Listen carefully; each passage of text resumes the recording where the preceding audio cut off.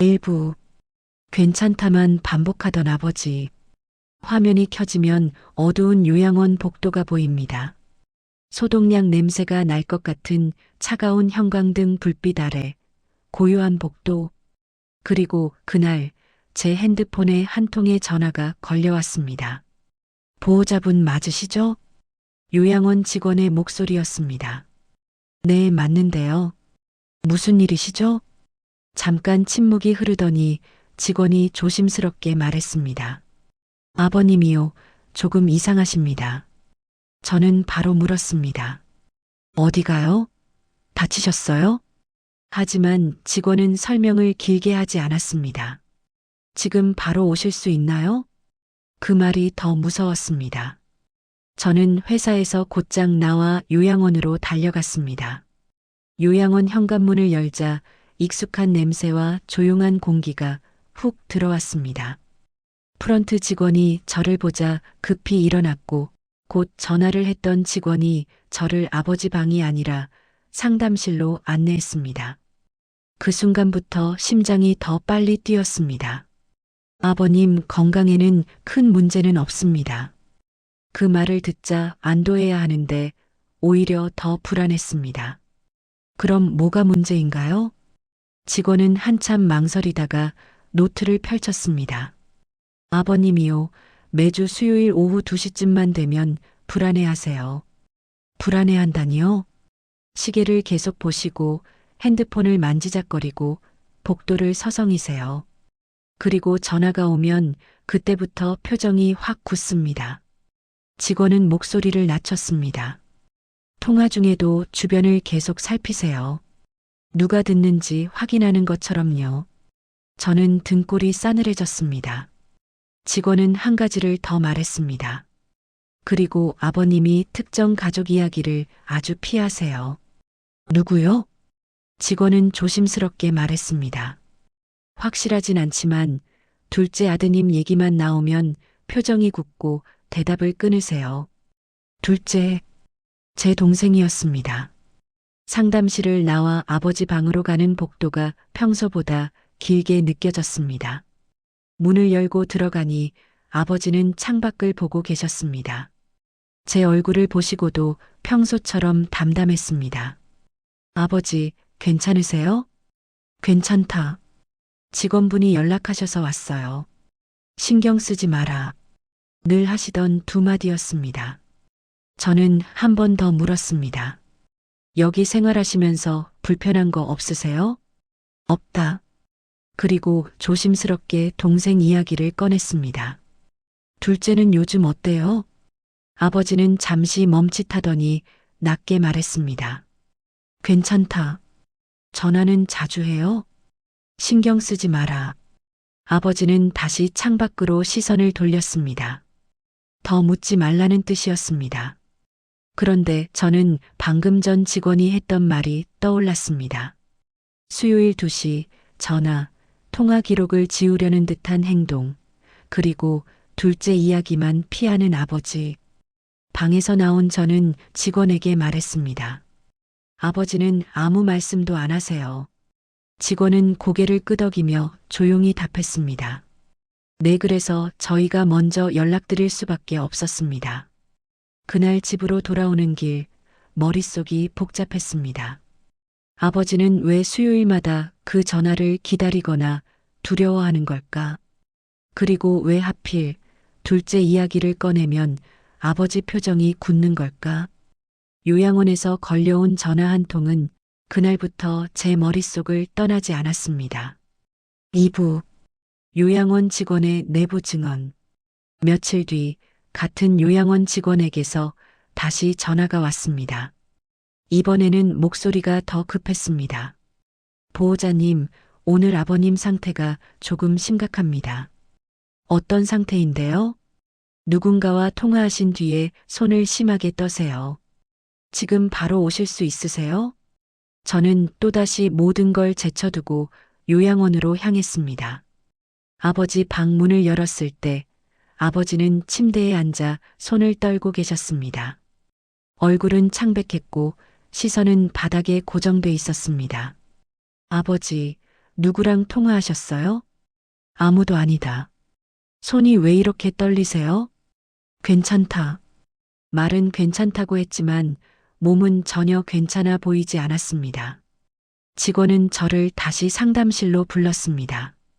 보호자님, 이건 꼭 보셔야 할 것 같아요. 태블릿 화면에 복도 CCTV 영상이 재생됐습니다. 수요일 오후 2시 아버지가 복도를 서성이다가 전화를 받는 장면이 찍혀 있었습니다. 통화 시간은 약 10분. 통화가 끝난 뒤 직원이 화면을 멈췄습니다. 여기 보세요. 아버지는 핸드폰을 들고 통화 기록을 지우려 애쓰고 있었습니다. 손이 떨려 화면을 제대로 누르지도 못하면서 계속 삭제 버튼을 누르고 있었습니다. 왜 기록을 지우려고 하셨을까요? 직원의 질문에 저는 아무 대답도 할 수 없었습니다. 직원은 잠시 망설이다가 하나를 더 꺼냈습니다. 투명 비닐봉지 안에 담긴 찢어진 메모 조각이었습니다. 오늘 아침에 발견했어요. 아버님 방 쓰레기통에서요. 메모 조각에는 짧은 글씨가 남아 있었습니다. 말하지 말 것. 약속했으니까. 그 애가 힘들어진다. 직원은 조용히 말했습니다. 아버님이 누군가와 약속을 하고 계신 것 같아요. 그리고 그 약속을 지키느라 많이 힘들어 하십니다. 그날 밤 저는 잠을 거의 자지 못했습니다. 머릿속에는 세 가지가 계속 맴돌았습니다. 매주 수요일 오후 2시 통화 기록을 지우려는 아버지, 그리고 그 애라는 표현. 다음 날 저는 동생과 여동생에게 전화를 걸었습니다. 요양원에서 있었던 일을 조심스럽게 설명했습니다. 동생은 잠시 듣더니 말했습니다. 형, 너무 예민한 거 아니야? 아버지 괜찮다잖아. 여동생도 비슷했습니다. 건강에 문제 없다면서? 그럼 그냥 넘겨도 되지 않을까? 그 순간 저는 깨달았습니다. 아버지가 왜 혼자 참으셨는지, 왜 누구에게도 말하지 않으셨는지, 아무도 심각하게 받아들이지 않았기 때문입니다. 그리고 그날 밤 저는 결심했습니다. 다음 수요일 오후 2시 그 전화를 직접 확인해 보기로. 3부 수요일 오후 2시 아버지의 전화. 그 다음 주 수요일 저는 일부러 오후 2시 전에 요양원에 도착했습니다. 직원분이 말했던 바로 그 시간. 아버지가 불안해진다는 그 시간에 이번에는 제가 직접 확인하고 싶었습니다. 복도 끝 의자에 앉아 아버지 방을 바라봤습니다. 2시가 되자 아버지가 문을 열고 나오셨습니다.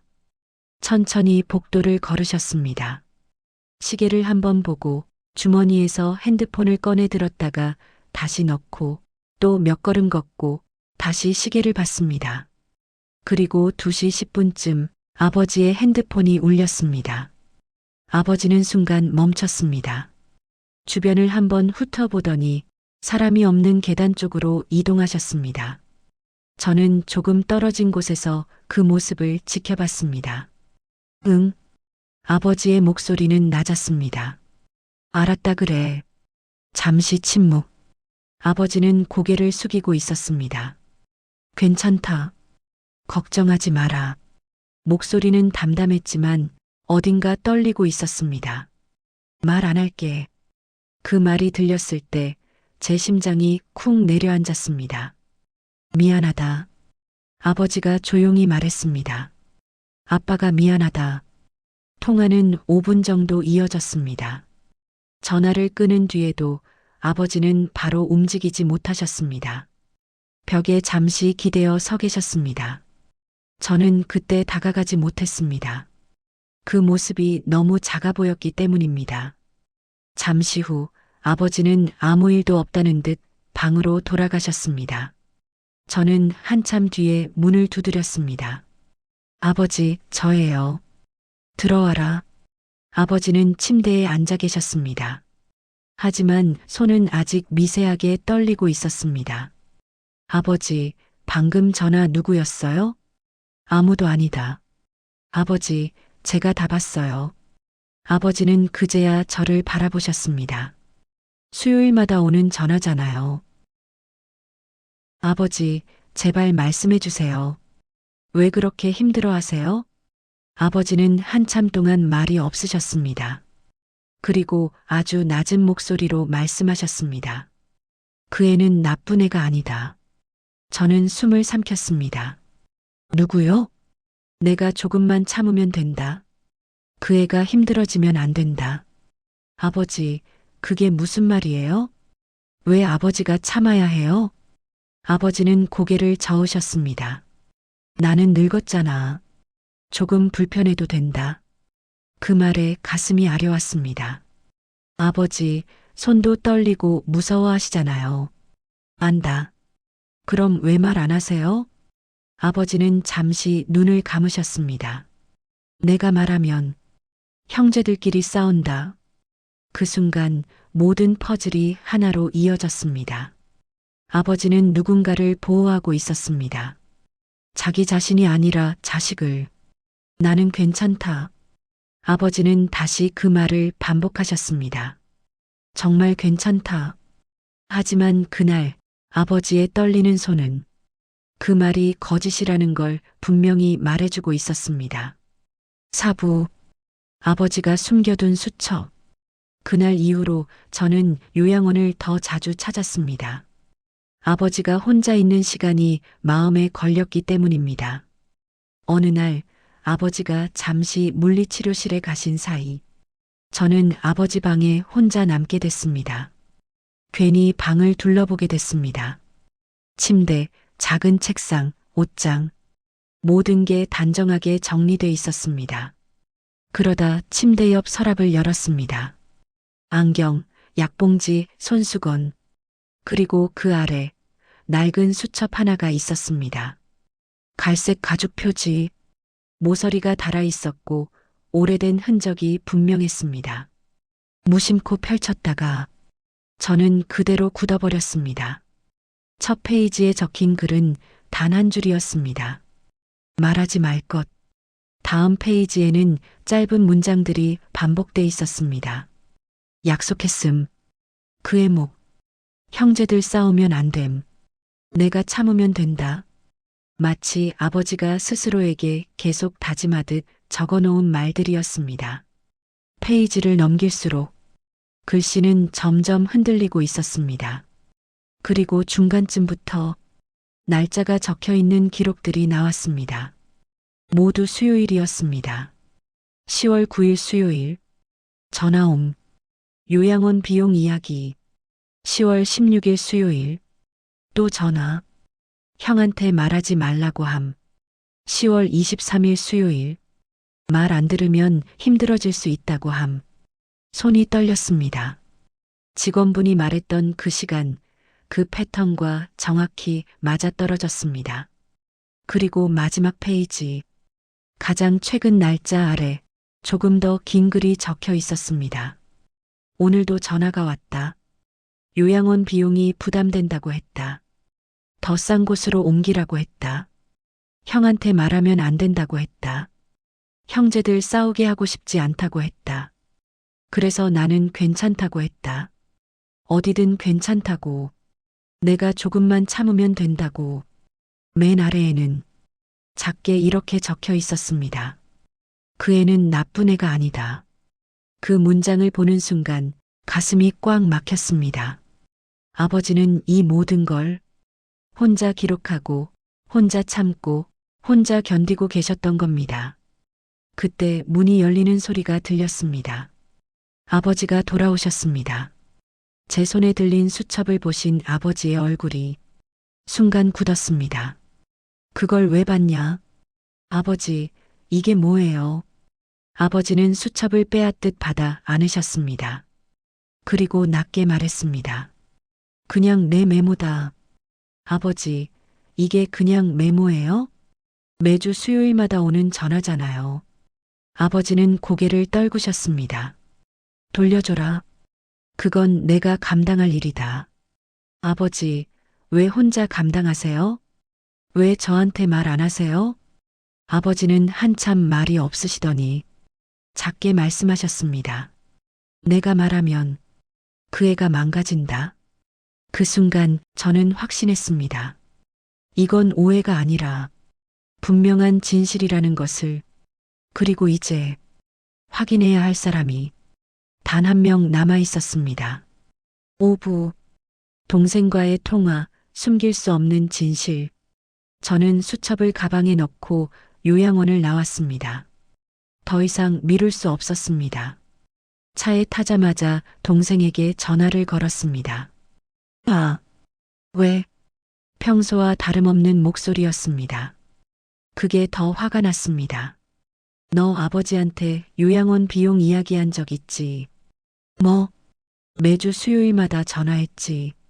잠시 침묵이 흘렀습니다. 형, 그게 왜? 있었어? 없었어? 한숨 소리가 들렸습니다. 있었어. 그 한마디로 충분했습니다. 뭐라고 했어? 요양원 비용이 너무 부담된다고.